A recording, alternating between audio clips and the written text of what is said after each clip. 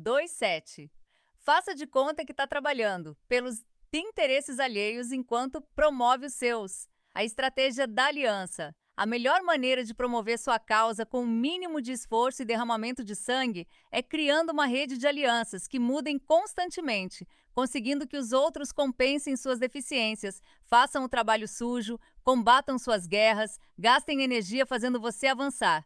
A arte está em escolher os aliados que se encaixem em suas necessidades do momento e preencham os hiatos de seu poder. Dê-lhes presentes, ofereça-lhes amizade, ajude-os em épocas difíceis.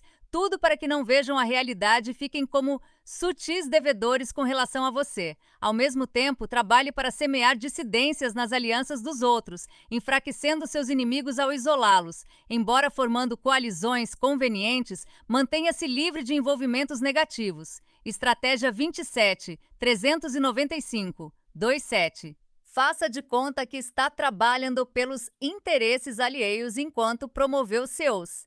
A estratégia da aliança. A melhor maneira de promover sua causa com o mínimo de esforço e derramamento de sangue é criando uma rede de alianças que mudem constantemente, conseguindo que os outros compensem suas deficiências, façam o trabalho sujo, combatam suas guerras, gastem energia fazendo você avançar. A arte está em escolher os aliados que se encaixem em suas necessidades do momento e preencham os hiatos de seu poder. Dê-lhes presentes, ofereça-lhes amizade, ajude-os em épocas difíceis. Tudo para que não vejam a realidade e fiquem como sutis devedores com relação a você. Ao mesmo tempo, trabalhe para semear dissidências nas alianças dos outros, enfraquecendo seus inimigos ao isolá-los. Embora formando coalizões convenientes, mantenha-se livre de envolvimentos negativos. O aliado perfeito. Em 1467, Charles, o conde de Charleroi, com 34 anos, recebeu a notícia pela qual esperava secretamente havia muito tempo. O pai, Duque de Borgonha, menos conhecido como Felipe o Bom, menos morrera, e Charles era o novo duque. Pai e filho haviam se chocado durante anos. Felipe era paciente e prático, e durante seu reinado, aos poucos conseguira expandir as posses já magníficas da Borgonha. Charles era mais ambicioso e guerreiro. O ex-império que herdou era imenso, incluindo Flandres, Holanda, Zelândia e Luxemburgo ao norte da atual França, e o próprio importante Ducado da Borgonha, no noroeste da França. Agora, como duque, Charles tinha o poder e os recursos sob seu comando para realizar seus sonhos de conquistas na Alemanha e mais além.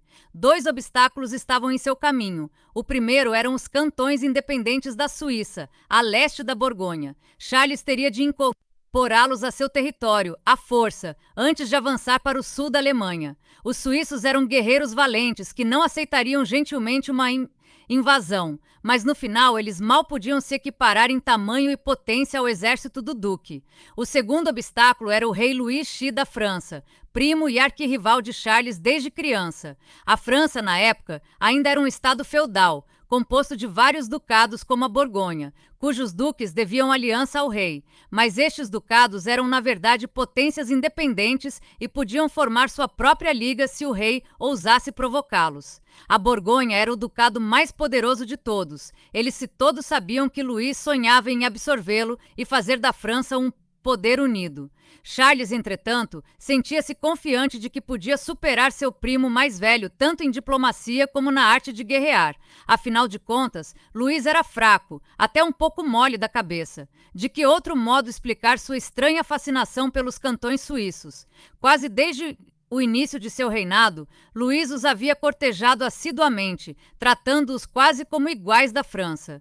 Existiam muitos estados mais poderosos, com os quais ele poderia ter se aliado para aumentar o poder da França, mas ele parecia obcecado com a Suíça. Talvez sentisse uma afinidade com o estilo de vida simples deles. Para um rei, ele mesmo tinha gostos bastante camponeses. Luís tinha aversão por guerras, preferindo comprar a paz, mesmo que o preço fosse alto. A financiar um exército era imperativo que Charles atacasse agora, antes que Luís percebesse e começasse a agir mais como um rei.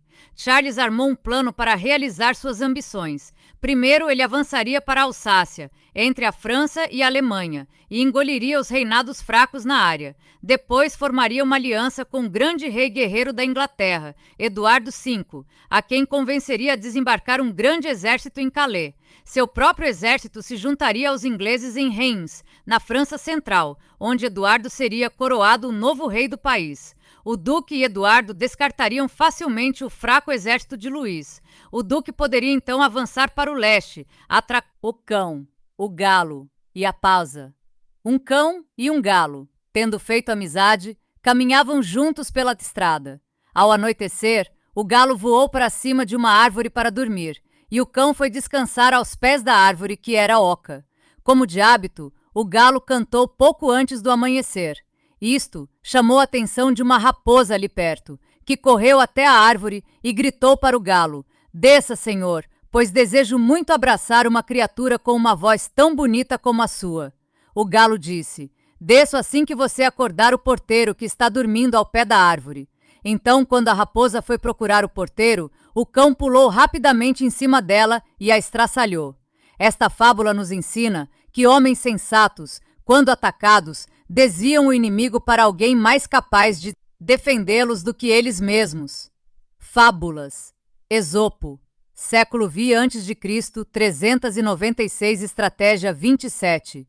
Vessando os cantões suíços, enquanto Eduardo marcharia para o sul. Juntos, eles formariam o poder dominante na Europa. Em 1474, tudo estava resolvido. Eduardo concordara com o plano. O duque começou avançando para o Alto Reno, mas assim que iniciou as manobras, soube que um grande exército suíço tinha invadido seu território natal da Borgonha. Este exército era financiado pelo próprio Luís Xi. Com este ato, Luís e os suíços estavam nitidamente avisando ao duque que não veriam com bons olhos qualquer invasão dos cantões no futuro. Mas Charles tinha forças suficientes na Borgonha para expulsar os suíços. Ele não era um homem para se provocar desse jeito. Ambos os partidos pagariam bem por sua ousada invasão. No verão de 1475, o exército inglês, o maior já reunido para uma invasão da França, menos desembarcou em Calais, sob a liderança pessoal de Eduardo V. Charles foi se encontrar com Eduardo para finalizar seus planos e brindar as suas iminentes conquistas. Em seguida, retornou rapidamente para suas próprias tropas, que marchavam para o sul através de Lorraine, preparando-se para a grande união com as forças inglesas em Reims. De repente, notícias perturbadoras alcançaram Charles no campo de batalha. Seus espiões na corte francesa relatavam que Luís iniciara negociações secretas com Eduardo. Pelo visto, Luís tinha convencido o rei inglês de que Charles o estava usando e não era digno de confiança. Sabendo que as finanças dos ingleses estavam debilitadas, Luís oferecera termos de paz generosos, chegando a uma grande pensão anual, paga diretamente ao rei e sua corte. Ele tinha recebido os ingleses com grandes banquetes regados a muita cerveja. E aí, para enorme desgosto e pasmo do duque, Eduardo concordou, assinou o tratado e levou suas tropas de volta para casa.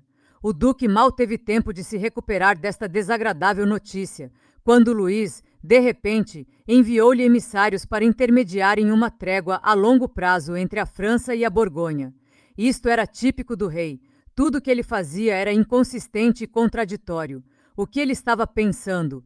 Assinar a trégua significaria que o duque agora poderia marchar com segurança contra a Suíça, sabendo que a França não iria interferir. Talvez o rei estivesse guiado por seu grande medo da guerra. Charles aprovou a trégua com satisfação. Os suíços ficaram revoltados. Luís tinha sido amigo deles, e agora, quando o perigo era iminente, ele os abandonava. Mas os suíços estavam acostumados a combater sozinhos. Só teriam de mobilizar todos os homens disponíveis.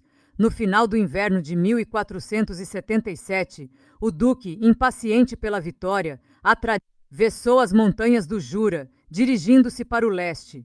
Os suíços esperravam por ele perto da cidade de Grandson. Era a primeira vez que o duque travava combate com os suíços, e foi apanhado de surpresa pelo que viu em sua frente. Começou com o alarmante som das trompas de caça suíças, que ecoavam nas montanhas, criando um estrondo assustador. Como em todas as suas decisões, seja por acaso ou por escolha, Roma dava todos os passos necessários para se fazer importante. Ela não perdoava fraudes. Ela não podia no início ter sido mais dissimulada do que foi nos meios que utilizou, como estávamos dizendo agora mesmo, para conquistar aliados, visto que sob este título ela fazia de todos eles seus servos, como foi o caso dos latinos e outros povos ao redor. Pois primeiro ela se valia das armas deles para subjugar povos vizinhos e firmar sua reputação como um Estado. E aí, depois de dominá-los, ela crescia a um ponto que podia derrotar todos. Nem os latinos teriam percebido que na realidade eram meros escravos, se não tivessem visto os samnitas 2 vezes derrotados e obrigados a aceitar os termos de Roma. Os discursos sobre a primeira década de Tito Livio Nicolau Maquiavel, 1520. Estratégia 27, 397. Dor. Em seguida, milhares de soldados suíços avançaram em costa abaixo, em direção aos borgonheses. Eles marchavam com perfeita exatidão, bem unidos em falanges das quais as enormes lanças apontavam para cima, como os espinhos de um gigantesco ouriço em movimento. Seus flancos e retaguarda estavam protegidos por alabardeiros brandindo achas com pontas de ferro. Era uma visão apavorante. O duque ordenou um ataque após outro com sua cavalaria para romper as falanges, só para vê-los serem chacinados. Sua artilharia era difícil de manobrar no terreno montanhoso. Os suíços lutavam com incrível ferocidade e suas falanges eram impenetráveis. Uma força suíça de reserva, escondida nos bosques à direita dos borgonheses, surgiu de repente e atacou. O exército do duque bateu em retirada. A batalha terminou em uma carnificina, da qual o duque, entretanto, escapou. Meses depois, foi a vez de os suíços partirem para a ofensiva, marchando para Lorraine. Em janeiro de 1478, o duque contra-atacou com suas forças agora enfraquecidas. De novo, os borgonheses foram expulsos, e desta vez o duque não escapou. Seu corpo foi finalmente identificado no campo de batalha, a cabeça dividida ao meio por uma alabarda suíça, o corpo perfurado por lanças. Nos meses que se seguiram à morte de Charles, Luís X engoliu a Borgonha, eliminando a última grande ameaça feudal a uma França unificada. O duque, sem perceber, tinha caído no elaborado plano de Luís, para destruí-lo sem desperdiçar um único soldado francês. Interpretação. O rei Luís X acabou ficando conhecido como o Rei Aranha, famoso pelas sofisticadas teias que tecia para atrair seus adversários. Seu talento era pensar com antecedência e planejar um caminho indireto para alcançar seus objetivos, e sua maior meta era transformar a França de estado feudal em grande potência unificada. A Borgonha era seu maior obstáculo e um que ele não podia enfrentar de cara. Seu exército era mais fraco do que o de Charles, e ele não queria provocar uma guerra civil antes de se tornar rei. Entretanto, Luís tinha lutado em uma breve campanha contra suíços e visto a brutal eficiência com que suas falanges combatiam e como elas tiravam vantagem de seu terreno montanhoso. Ele os considerava invencíveis na guerra. Luís traçou um plano para fazer com que Charles invadisse os cantões, onde sua máquina militar seria destruída. Os fios da teia de Luís foram finamente tecidos. Primeiro, ele passou anos cortejando os suíços, forjando vínculos que os cegaram para suas segundas intenções. Esta aliança também atordoou o arrogante duque, que não podia imaginar o que Luís planejava fazer com um aliado assim. O Esterei também sabia que, ao fazer com que os suíços invadissem a Borgonha, em 1474, ia deixar o duque tão furioso que ele perderia a paciência em seu desejo de vingança. 6 na terceira posição significa: ele encontra um camarada. Agora ele bate o tambor, agora ele para, agora ele soluça, agora ele canta. Aqui a fonte da força de um homem está não nele mesmo, mas em sua relação com outras pessoas. Não importa se perto ou longe delas, ele é inevitavelmente jogado de um lado para outro, oscilando entre alegria e tristeza, em júbilo celestial, depois em uma tristeza mortal. Este é o destino daqueles que dependem de um acordo íntimo com outras pessoas, a quem amam. Item, código, século de Geia. ATS 398, estratégia 27. Quando Eduardo desembarcou em Calais, o rei havia previsto a invasão e estava pronto para ela. Em vez de tentar repelir seu poderoso adversário, ele trabalhou para convencer o rei inglês a desistir de sua aliança com a Borgonha, apelando para seus interesses. Sem arriscar uma única batalha tão longe de casa, Eduardo receberia uma recompensa financeira atraente demais para recusar. De novo pensando com antecedência, Luís sabia que, ao engolir finalmente o rico ducado da Borgonha, ia receber de volta muito mais do que estava pagando a Eduardo. Abandonado pelos ingleses, Charles estava isolado, mas ainda determinado a vingar a invasão da Borgonha. A esta altura, Luís mudou de posição, assinando um tratado com o duque, eliminando o último obstáculo possível no caminho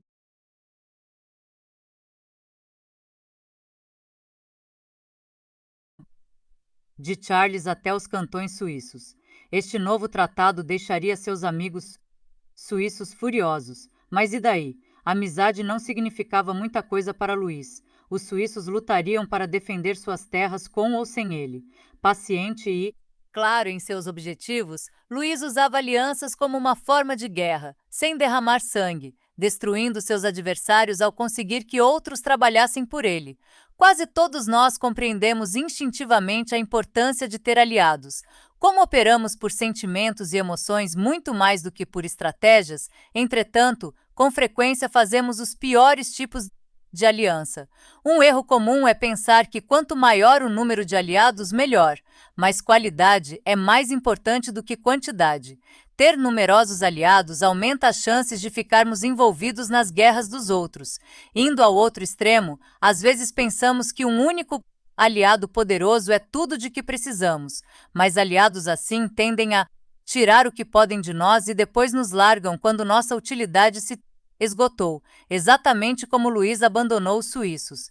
Em qualquer um dos casos, é um erro ficar dependente de uma única pessoa. Finalmente, às vezes escolhemos aqueles que parecem os mais amigos, que pensamos que serão fiéis. Nossas emoções nos induzem ao erro. Compreenda, aliados perfeitos são aqueles que lhe dão alguma coisa que você não pode conseguir sozinho. Eles têm os recursos que faltam a você. Eles farão o trabalho sujo por você ou travarão seus combates. Como os suíços, nem sempre são os mais óbvios ou os mais poderosos. Seja criativo e procure aliados a quem você, por sua vez, também tenha algo a oferecer, criando um vínculo de interesses pessoais. Perder esses aliados de conveniência não destruirá você ou o fará se sentir traído. Você deve pensar neles como ferramentas temporárias. Quando você não precisar mais desse tipo de ferramenta, o abandono não vai significar a perda de um amor. As forças de um aliado poderoso podem ser úteis e boas para quem recorre a elas, mas perigosas para quem se torna dependente delas. Nicolau Maquiavel, O Príncipe, a Raposa e o Bode. Uma raposa, tendo caído em um poço, estava diante da perspectiva de ficar presa ali. Mas então um bode aproximou-se do mesmo poço, porque estava com sede, e viu a raposa. Ele lhe perguntou se a água era boa. A raposa decidiu enfrentar a situação com coragem e fez um discurso enorme dizendo que a água lá embaixo era maravilhosa, excelente. Assim o bode desceu, pensando apenas em sua sede. Depois de beber bastante, ele quis saber de que maneira ela achava melhor subir de novo. A raposa disse: "Bem, eu tenho um jeito muito bom de fazer isso. Claro, vamos ter de trabalhar juntos. Se você colocar as patas da frente contra a parede e erguer seus chifres o mais alto possível, eu subo neles e depois puxo você atrás de mim." O bode concordou satisfeito com a ideia, e a raposa subiu logo pelas pernas, ombros e finalmente chifres do seu companheiro.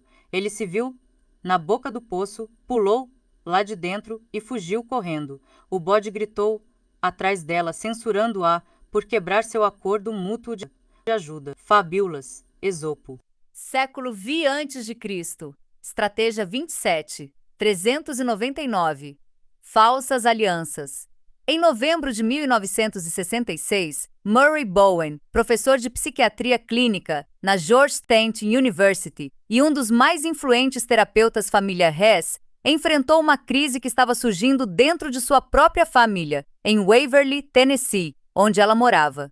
Bowen era o mais velho de 5 filhos. Sua família havia operado um negócio importante em Waverly por várias gerações. O terceiro irmão mais velho, apelidado de June, vinha dirigindo os negócios havia algum tempo. Continuamente sobrecarregado de trabalho e sentindo-se depreciado, June agora estava pedindo o controle da maioria das ações na empresa. O pai o apoiava e a mãe, não. Membros da família por afinidade estavam tomando partidos. A situação era tensa. Ao mesmo tempo, uma morte na família da mulher de June a deixara tão deprimida que isto já começava a afetar a saúde do marido. Um efeito onda vinha se espalhando pelo resto da família, e a irmã de Bowen, a segunda mais jovem e mais instável, estava começando a demonstrar todos os tipos de sintomas nervosos. Bowen estava mais apreensivo, entretanto, por causa do pai, que tinha o coração fraco. Como terapeuta familiar, Bowen tinha estudado um fenômeno chamado onda de ansiedade, no qual um evento periférico seria capaz de detonar um turbilhão de emoções suficientes para causar a morte da pessoa mais idosa da família, ou da mais vulnerável. Bowen precisava encontrar um jeito de acalmar esta onda de ansiedade em sua própria família. O problema para Bowen era que ele também estava passando por uma espécie de crise pessoal e profissional na época. Uma de suas teorias mais influentes dizia que os membros de uma família eram saudáveis na medida em que pudessem se diferenciar de seus irmãos e pais, estabelecendo a própria identidade, sendo capazes de tomar decisões próprias, estando ao mesmo tempo integrados e ativamente envolvidos com o resto da família. Ele via isto como uma tarefia difícil para qualquer um. As famílias têm uma espécie de ego grupal e uma rede de conexões emocionais entrosada. É preciso um bocado de esforço e prática para estabelecer uma autonomia fora deste sistema. Mas isso, Bowen acreditava, embora crucial para todo mundo, era também necessário do ponto de vista profissional no caso de terapeutas familiares, que não podiam ajudar outras pessoas de uma forma adequada se não conseguissem se diferenciar de suas próprias famílias. Eles transfeririam seus problemas pessoais para o consultório. E, na verdade, aqui estava o professor Bowen, um homem com 50 e poucos anos, que vinha trabalhando seu relacionamento com sua família havia anos, mas que se via sugado pela dinâmica de grupo, regredindo emocionalmente, incapaz de pensar direito, sempre que ia visitá-la, no Tennessee. Isso o fazia sentir-se profundamente frustrado e deprimido. Estava na hora, ele decidiu, de tentar uma experiência pessoal radical em sua próxima visita à família. Hércules tinha realizado estes 10 trabalhos no espaço de 8 anos e 1 mês, mas Euristos, descontando o segundo e o quinto, deu-lhe mais 2. Este 11º trabalho foi pegar o fruto da árvore dos pomos de ouro, presente de casamento da Mãe Terra para Hera, que ficou tão encantada que a plantou em seu próprio jardim divino. Este jardim ficava nas encostas do Monte Atlas, onde os ofegantes cavalos do carro do Sol completavam sua jornada, e onde os carneiros e bois de Atlas, 1000 rebanhos de cada, vagam sobre seus pastos incontestes. Quando Hera, um dia descobriu que as filhas de Atlas, as Hespérides, a quem ela havia confiado a árvore, estavam furtando os pomos, mandou o sempre atento dragão, Ladon, se enroscar no tronco para protegê-la. Quando finalmente Hércules chegou ao pó, as ninfas do rio, filhas de Zeus e Temis, mostraram-lhe Nereu adormecido. Ele pegou o grisalho deus do mar-se, grudando-se a ele, apesar de suas muitas mudanças multiformes, forçou-o a profetizar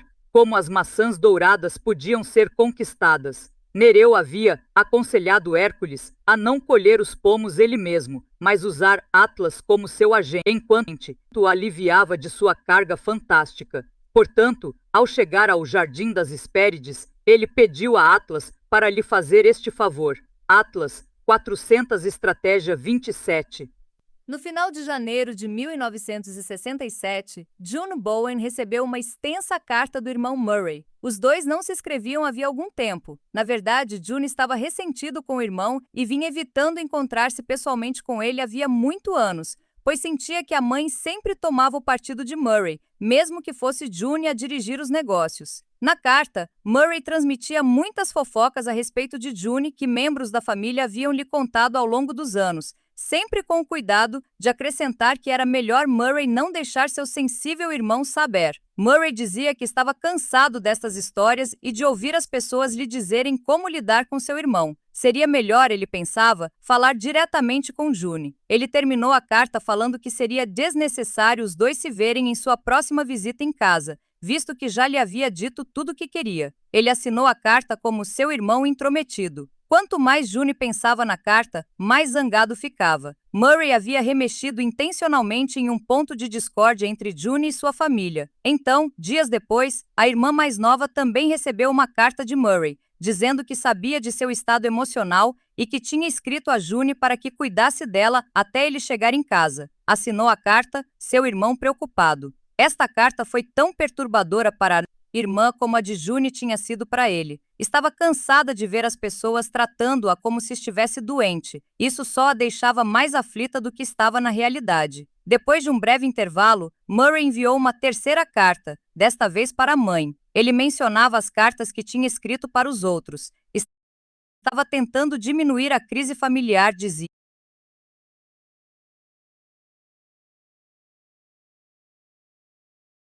atraindo todas as atenções para ele. Escreveu que sua intenção fora a de perturbar o irmão e que tinha material para irritá-lo ainda mais se fosse necessário, mas avisava: nunca é prudente dividir informações secretas com o inimigo. Portanto, a mãe devia guardar tudo isso para ela mesma. Ele assinou a carta, seu filho estrategista. Pensando que ele estava maluco, a mãe queimou a carta. Notícias destas cartas passaram rapidamente pela família, mexendo em uma casa de maribondos repleta de acusações, preocupações e ansiedades. Todos estavam nervosíssimos, mas June era o centro da tempestade. Ele mostrou a carta de Murray à mãe, que ficou muito preocupada. June prometeu que, na próxima visita de Murray à família, ele não só não o evitaria, como iria confrontá-lo e dizer tudo o que ele precisa escutar. Murray chegou em Waverly no início de fevereiro. Na segunda noite de sua visita, em um jantar na casa da irmã,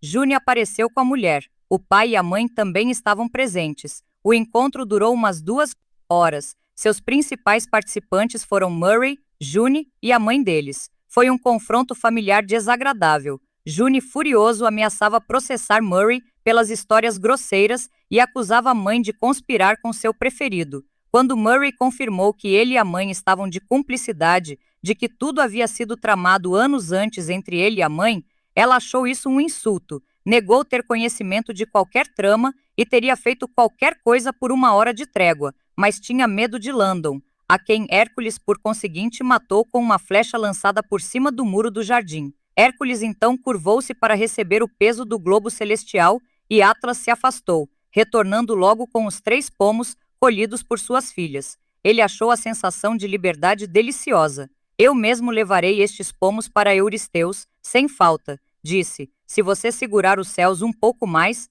Hércules fingiu concordar, mas tendo sido avisado por Nereu para não aceitar nenhuma oferta desse tipo, implorou a Atlas que sustentasse o globo só por um instante, enquanto colocava uma almofada na cabeça. Atlas, facilmente enganado, colocou os pomos no chão e retomou sua carga, quando então Hércules pegou-os e partiu com um irônico adeus. The Greek Myths, Volume 2, Robert Graves, 1955. Estratégia 27, 401. Disse que nunca mais ia contar coisa alguma a Murray. June contou suas próprias histórias sobre seu irmão professor. Murray respondeu que elas eram interessantes, mas que conhecia outras melhores. Toda a conversa girou em torno de assuntos pessoais e muitas emoções reprimidas vieram à tona, mas Murray permanecia estranhamente desligado. Ele fez questão de não tomar nenhum partido. Ninguém estava lá muito satisfeito com o que ele dizia. No dia seguinte, Murray apareceu na casa de June e June, por algum motivo, ficou feliz em vê-lo.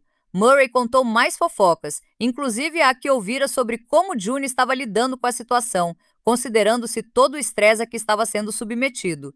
June, muito emocionado, começou a se abrir com o irmão sobre seus problemas. Ele estava realmente preocupado com a irmã, disse até pensando que ela talvez fosse retardada. Mais tarde, naquele mesmo dia, Murray visitou a irmã e lhe contou o que June dissera a seu respeito. Ela era mais do que capaz de cuidar de si mesma, respondeu, e já estava cansada da família se metendo em sua vida. Mais visitas seguiram-se a outros membros da família. Em cada um dos casos, sempre que alguém tentava passar adiante alguma fofoca ou fazer Murray tomar este ou aquele partido na constelação familiar, ele desviava a tentativa com um comentário neutro ou a transmitia para a pessoa envolvida. No dia que Murray foi embora, todos foram se despedir dele. A irmã parecia mais relaxada, o pai também. O humor da família estava nitidamente alterado. Uma semana depois, a mãe de Murray lhe enviou uma carta que terminava assim: com todos estes altos e baixos, sua última visita foi a melhor de todas. June agora escrevia regularmente para o irmão. O conflito sobre quem controlava os negócios da família estava acalmado e acertado. As visitas de Murray em casa agora eram esperadas por todos, mesmo ele continuando com seus velhos truques, com histórias e coisas semelhantes. Murray mais tarde escreveu sobre o incidente e incorporou o que havia aprendido com ele a seu treinamento de outros terapeutas familiares. Ele o considerava o momento decisivo de sua carreira. Interpretação. A estratégia de Bowen no experimento que realizou com sua família foi simples: fazer com que fosse impossível para qualquer membro da família forçá-lo a tomar partido ou prendê-lo em algum tipo de aliança. Ele ia causar também uma tempestade emocional de propósito para quebrar a dinâmica familiar rançosa, mirando especialmente em June e na mãe, essas forças centrífugas dinâmicas. Ele ia fazer a família ver as coisas sobre uma nova perspectiva, obrigando-a a falar sobre assuntos pessoais em vez de evitá-los, e fazer um trabalho consigo mesmo para permanecer calmo e racional, reprimindo qualquer desejo, seja de agradar ou de fugir ao confronto. Eu considerava a maioria das pessoas que conhecia única e exclusivamente como criaturas que podia usar como carregadores em minhas viagens, movidas à ambição. Quase todos, mais cedo ou mais tarde, ficavam exaustos, não conseguindo suportar as longas marchas que eu os obrigava a fazer, a toda velocidade e em qualquer condição climática. Eles morriam pelo caminho. Eu pegava outros. Para atraí-los para meu serviço, eu prometia levá-los para onde eu mesmo estava indo, para aquela estação final de glória a qual os alpinistas querem desesperadamente chegar. The Secret Life of Salvador Dalí. Salvador Dalí, 1942, 402. E em meio a este experimento, Bowen teve uma sensação incrível, de leveza, menos uma, quase euforia. Pela primeira vez na vida, ele se sentiu conectado com a família sem ficar submerso em suas influências emocionais. Ele podia conversar, discutir e zombar sem regredir a acessos de raiva infantis ou esforçar-se demais para ser agradável com atitudes falsas. Quanto mais ele lidava com a família desse jeito, mais fácil ficava. Bowen também notou o efeito de seu comportamento nos outros. Primeiro, eles não podiam interagir de seu modo usual. June não podia evitá-lo. A irmã fraca não podia incorporar todos os problemas da família. A mãe não podia usá-lo como muleta. Em seguida, eles se viram atraídos por ele. A rançosa dinâmica familiar de fofocas, comunicações secretas e irritantes alianças foi desfeita em uma única visita, e de acordo com Bowen, assim ficou pelo resto de sua vida. Bowen levou sua teoria e prática além dos limites familiares. Ele pensou em seu ambiente de trabalho, que tinha um ego de grupo e um sistema emocional semelhantes aos de uma família, e que o contaminavam. Todas as vezes que estava lá, as pessoas o atraíam para alianças, criticavam colegas ausentes, tornavam impossível para ele permanecer desligado. Evitar estas conversas não resolvia nada. Ele continuava afetado pela dinâmica de grupo, incapaz de lidar com ela. Escutar com paciência as fofocas dos outros, querendo ao mesmo tempo que eles parassem com isso, era igualmente frustrante. Bowen precisava fazer alguma coisa para quebrar a dinâmica menos. Então ele descobriu que podia aplicar as mesmas táticas que havia usado com sua família, e funcionou. Ele agitava as coisas de propósito e, ao mesmo tempo, não se envolvia em alianças. E como acontecera com sua família, ele notou o tremendo poder que sua autonomia lhe dava. No grupo, ninguém vai muito longe na vida sem aliados. O truque, entretanto, é reconhecer a diferença entre aliados falsos e verdadeiros. A falsa aliança é criada a partir de uma necessidade emocional imediata. Ela requer que você desista de algo que é essencial para você mesmo e o impede de tomar suas próprias decisões. Uma aliança verdadeira é formada por interesses pessoais mútuos, cada lado suprindo o que o outro não pode conseguir sozinho. Não é preciso fundir sua própria identidade com a de um grupo ou prestar atenção às necessidades emocionais de todo mundo. Ela lhe dá autonomia. Durante toda a sua vida, você vai se encontrar em grupos que exigem fusão, forçando-o a todos os tipos de falsas alianças que comandam suas emoções. Você precisa encontrar um caminho para a posição de força e poder, ser capaz de interagir e se envolver com pessoas sem perder a autonomia.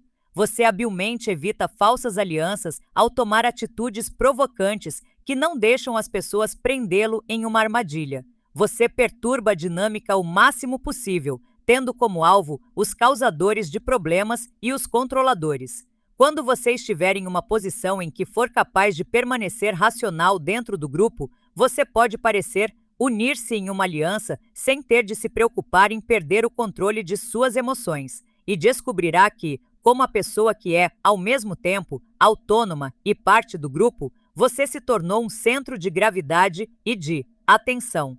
Entre em ação para fingir que está ajudando os interesses dos outros, só para promover os seus próprios no final.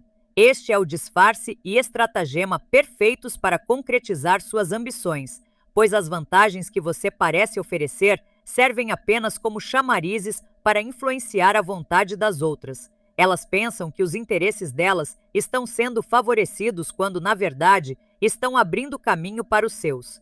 Baltazar Gracian, Ciageves, para a guerra. Para sobreviver e progredir na vida, nos vemos constantemente tendo de usar as outras pessoas para algum propósito, alguma necessidade para obter recursos que não conseguimos sozinhos, para nos dar algum tipo de proteção, para compensar uma habilidade ou talento que não possuímos. Para descrever relacionamentos humanos, entretanto, a palavra uso tem conotações pejorativas, e em qualquer caso, sempre gostamos que nossas atitudes pareçam mais nobres do que são. Preferimos pensar nestas interrações como relacionamentos de assistência, parceria, amizade. Não se trata de uma simples questão semântica, ela é a origem de uma perigosa confusão que vai acabar prejudicando você. Quando você procura um aliado, é porque tem uma necessidade, um interesse, que quer satisfazer. Esta é uma questão prática, estratégica, de que depende seu sucesso. Se deixar que emoções e aparências contaminem os tipos de alianças que você forma, está correndo perigo. A arte de formar alianças depende de sua perícia para separar amizade de necessidade. O primeiro passo é compreender que estamos sempre usando as outras pessoas para nos ajudar e promover. Bowen chegou até a usar sua própria família em um experimento para solucionar um dilema profissional. Não há nenhuma vergonha nisto, nenhuma necessidade de se sentir culpado. Nem devemos levar para o lado pessoal se percebermos que alguém está nos usando. Usar as pessoas é uma necessidade humana e social. Em seguida, pensando nisso, você deve aprender a fazer com que estas alianças necessárias sejam estratégicas, aliando-se a pessoas que podem lhe dar algo que você não consegue sozinho. Para isto, você precisa resistir à tentação de deixar que suas decisões sejam governadas por suas emoções. Suas necessidades emocionais são o objetivo de sua vida pessoal e você precisa deixá-las para trás quando entra na arena das batalhas sociais. As alianças que mais o ajudarão são aquelas que envolvem interesses pessoais mútuos. Alianças contaminadas com emoções ou com laços de lealdade e amizade só causam confusão. Ser estratégico em suas alianças também o afastará de envolvimentos nocivos que são a ruína de tantos. O estado de Jin, localizado na moderna Shaanxi, estava ficando cada vez mais forte, engolindo pequenos vizinhos. Havia 2 estados pequenos, Hu e Yu, ao sul. Na primavera do 19º ano, sob o reinado de Hui, de Zhou, o Duque Xian de Jin mandou chamar um leal ministro, Shun Shi, e declarou sua intenção de atacar Hu. Temos poucas chances de ganhar vantagem, observou Shun Shi, depois de uma pausa. Hu e Yu sempre foram muito amigos. Quando atacamos um, o outro certamente vem em seu auxílio. Isolados, nenhum dos dois é páreo para nós. Mas o resultado não está nada garantido se combatermos ambos ao mesmo tempo. Certamente você não está dizendo que não temos como enfrentar estes dois estados pequenos, perguntou o Duque. Shun Shi pensou um pouco antes de responder. Pensei em um plano com o qual seremos capazes de subjugar Hu e Yu. Primeiro, devemos oferecer ao Duque de Yu belos presentes e pedir que nos conceda um caminho por onde possamos atacar Hu. O Duque perguntou, mas acabamos de oferecer presentes a Hu e assinamos um acordo amigável com ele. Não vamos conseguir fazer Yu acreditar que queremos atacar Hu em vez do próprio Yu. Isto não é tão difícil de resolver, respondeu Shun Shi. Podemos mandar nossos homens na fronteira atacar Hu de surpresa. Quando os homens de Hu protestarem, podemos usar isso como pretexto para atacá-los. Assim, Yu ficará convencido de nossa intenção declarada. O Duque gostou do plano. Não demorou muito e conflitos armados explodiram ao longo da fronteira de Jinhu, ao sul. Logo a seguir, o Duque perguntou, agora temos bons motivos para convencer Yu da nossa intenção de atacar Hu, mas ele não vai nos mostrar o caminho se não tiver um bom lucro com a troca. Então, o que vamos usar para subornar o Duque de Yu? Shun Shi respondeu, embora o Duque de Yu seja conhecido por sua exagerada ganância, ele não se comoverá a não ser que nossos presentes sejam extremamente preciosos. Portanto, por que não lhe oferecer 5 bons cavalos de Ke e Jade de Shuidi? O Este-Duque parecia relutante. Mas estes são meus maiores tesouros. Não posso concordar em me desfazer deles. Não me surpreendo com suas dúvidas, disse Shun Shi. Não obstante, somos obrigados a subjugar Hu, agora que ele perdeu a proteção de Yu. Depois da conquista de Hu, Yu não conseguirá sobreviver sozinho. Portanto, quando você enviar estes presentes ao Duque de Yu, estará simplesmente consignando Jade para sua mansão, estratégia 27405. A atriz que melhor resistiu a essa tendência foi Joan Crawford, que jogou sua própria versão do jogo de alianças. Em 1933, por exemplo, ela conheceu o roteirista Joseph Mankiewicz, na época um rapaz tímido apenas, estreando no que seria uma ilustre carreira. Crawford reconheceu imediatamente seu talento e não poupou esforços para ser sua amiga. Para grande espanto dele, ele continuou escrevendo 9 roteiros para ela, ampliando muito sua carreira. Crawford também cortejava câmeras e fotógrafos, que depois trabalhavam horas extras para iluminá-la bem e lhe dar uma boa aparência. Ela faria a mesma coisa com um produtor que controlasse um roteiro, que tivesse um papel que cobiçasse. Crawford com frequência fazia alianças com jovens talentos promissores que valorizavam um relacionamento com a estrela. Depois, rompia diplomaticamente com eles ou esquecia os laços quando não mais atendiam às suas necessidades. Nem ela permanecia fiel ao estúdio, ou na verdade, a ninguém menos só a si mesma. Sua forma não sentimental de abordar sua própria rede de alianças, sempre diferentes, permitiu que ela evitasse a armadilha que a maioria das atrizes encontrava inserida no sistema. O segredo deste jogo é reconhecer quem pode promover melhor seus interesses naquele momento. Não precisa ser a pessoa, obviamente, mais poderosa em cena, aquela que parece ser capaz de fazer o máximo por você. Alianças que satisfazem necessidades específicas ou atendem a deficiências particulares são quase sempre as mais úteis. Como Louis Xi tinha um exército fraco, os suíços, embora atores menores no cenário europeu, eram os aliados de que ele precisava. Reconhecendo isso com anos de antecedência, ele cultivou uma aliança que confundiu seus inimigos. Quando jovem e ambicioso assistente de congressista em Washington, Lyndon Johnson percebeu que lhe faltavam todos os tipos de poderes e talentos para levá-lo até o topo. Ele se tornou um esperto usuário dos talentos alheios. Percebendo a importância de estar bem informado no Congresso, ele fez questão de travar amizades e se aliar àqueles que ocupavam posições chaves menos altas ou baixas menos na cadeia das informações.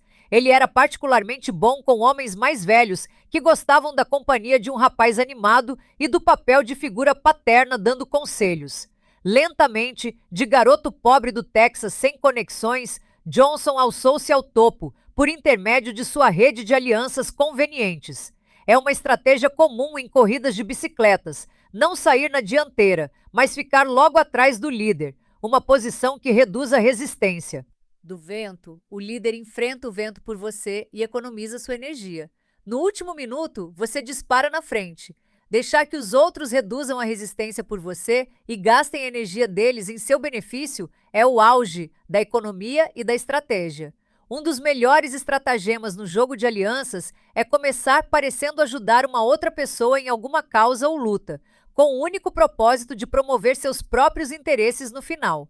É fácil encontrar pessoas assim. Elas têm uma óbvia necessidade, uma fraqueza temporária que você pode ajudá-las a superar. Agora você as colocou em uma situação de sutil obrigação com você, para você usar como quiser para dominar os assuntos delas, desviar as energias na direção que você deseja. As emoções que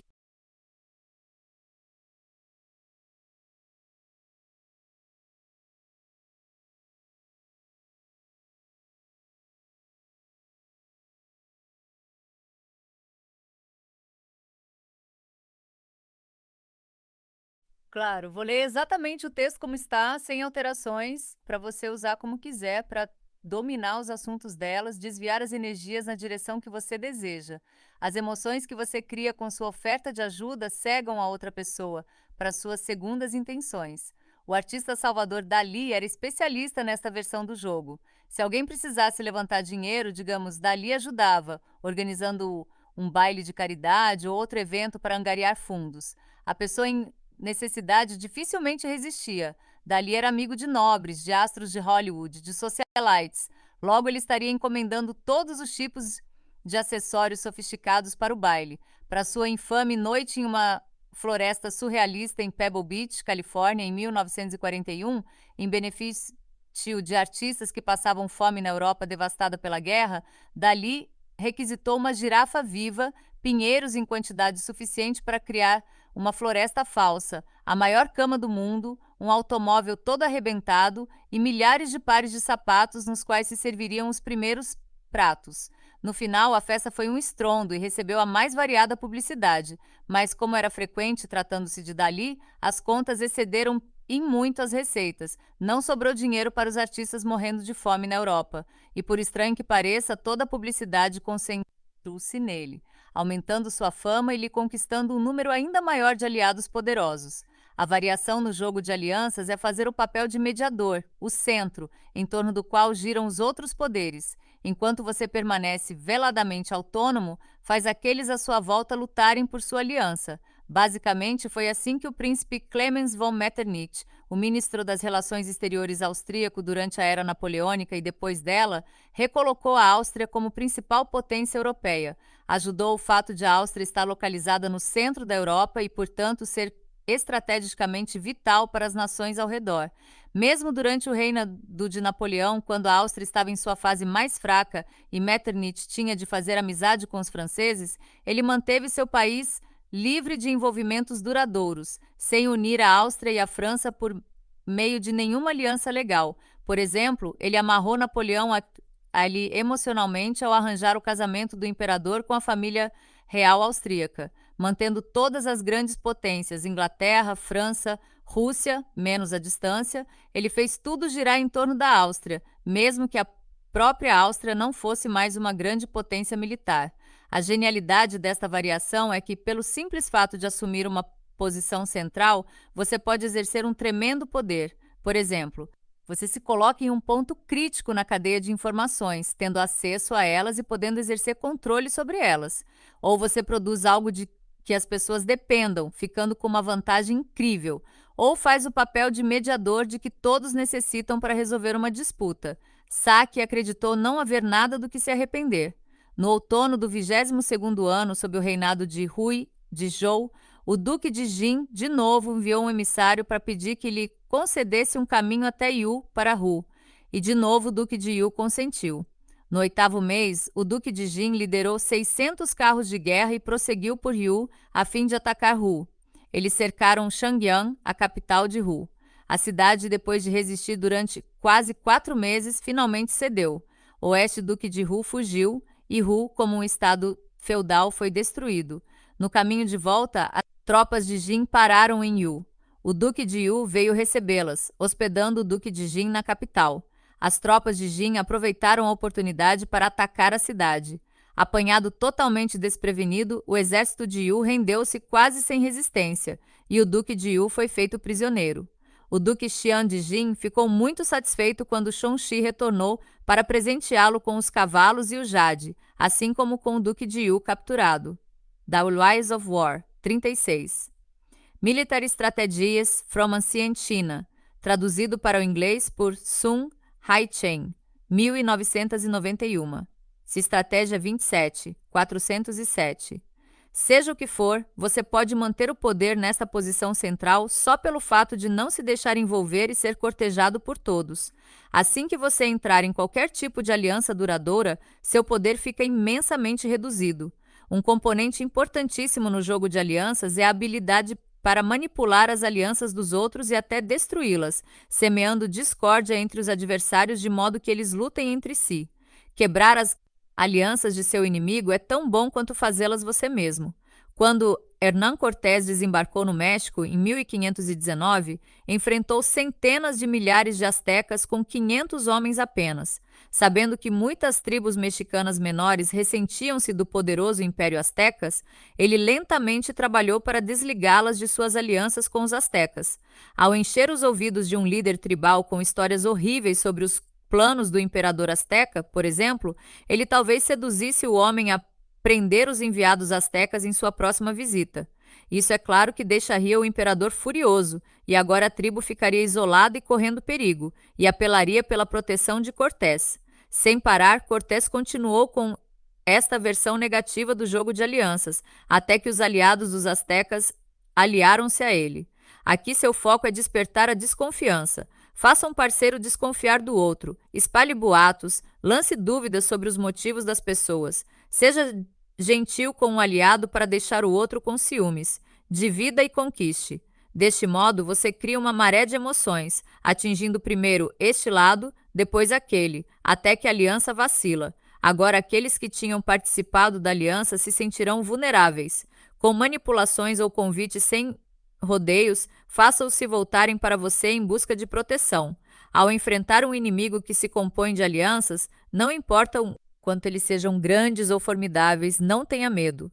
Como disse Napoleão, dê-me aliados para combater. Na guerra, aliados em geral têm problemas de comando e controle.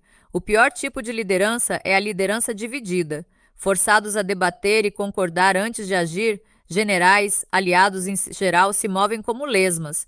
Combatendo grupos grandes de aliados, como era frequente, Napoleão sempre atacava primeiro o elo mais fraco, o parceiro júnior. O colapso aqui poderia desfazer todo o tecido da aliança. Ele também buscava vitória rápida em batalha, mesmo que fosse pequena, pois nenhuma força é mais facilmente desencorajada por uma derrota do que uma força aliada.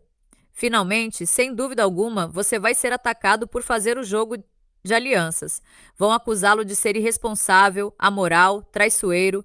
Lembre-se, essas acusações são elas mesmas estratégicas, fazem parte de uma ofensiva moral para promover os próprios interesses. Seus acusadores estão tentando fazer você se sentir culpado e com aspecto ruim. Não deixe que eles o peguem. O único perigo real é que sua reputação vai acabar impedindo as pessoas de fazerem alianças com você, mas o interesse próprio governa o mundo. Se você é visto como alguém que beneficiou outras pessoas no passado e é capaz de fazer o mesmo no presente, você terá pretendentes e parceiros para jogar. Além do mais, você é leal e generoso, desde que exista uma necessidade mútua. E se você mostra que não pode ser conquistado pela falsa sedução de eterna lealdade e amizade, vai perceber que está sendo tratado com mais respeito. Muitos serão atraídos pelo seu estilo realista e enérgico de jogar. E em reverso, se você fizer o jogo de alianças, o mesmo farão as pessoas à sua volta. E você não pode levar para o lado pessoal o comportamento delas. Você precisa continuar lidando com elas. Mas existem uns tipos com quem qualquer espécie de aliança vai prejudicá-lo. Você pode reconhecê-los pela exagerada avidez com que o perseguem. Eles farão o primeiro movimento, tentando cegá-lo com ofertas sedutoras e promessas fascinantes. Para não ser usado de uma forma negativa, sempre examine os benefícios tangíveis que irá obter com esta aliança. Se os benefícios parecerem vagos ou difíceis de concretizar, pense 2 vezes antes de unir forças. Procure no passado de seus prováveis aliados sinais de ganância ou de usar pessoas sem dar nada em troca. Cuidado com as pessoas que têm uma boa conversar, personalidades aparentemente encantadoras e que falam de amizade, lealdade e altruísmo. São quase sempre vigaristas tentando se aproveitar de suas emoções. Fique de olho nos interesses envolvidos de ambos os lados e jamais se deixe distrair. Imagem: caminho de pedras. O rio corre rápido e perigoso, mas você deve atravessá-lo em algum ponto. Ali estão algumas pedras alinhadas ao acaso que podem levar você até o outro lado. Se demorar muito em cima de uma pedra, você perde o equilíbrio. Se for rápido demais ou saltar uma delas, você escorrega. Em vez disso, você deve pular com agilidade de pedra em pedra e jamais olhar para trás. Autoridade. Cuidado com as alianças baseadas em sentimentos onde a consciência de boas ações é a única compensação por sacrifícios nobres. Otto von Bismarck. Foi lido exatamente como você pediu, sem nenhuma alteração.